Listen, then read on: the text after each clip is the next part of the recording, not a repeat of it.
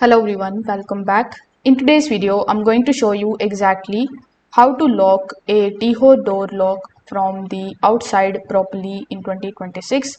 Now, first of all, you need to understand that most of the TEEHO keypad deadbolts support a built-in one-touch lock feature.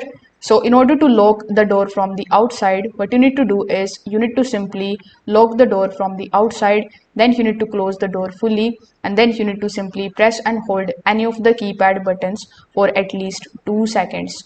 Now the deadbolt should extend automatically and it is going to lock the door. So you can also lock the TEEHO deadbolt using the physical backup key. So you need to simply insert the key into the outside keyhole, and then you need to rotate it until the deadbolt extends completely. This method will work if the batteries are dead or if the keypad becomes unresponsive.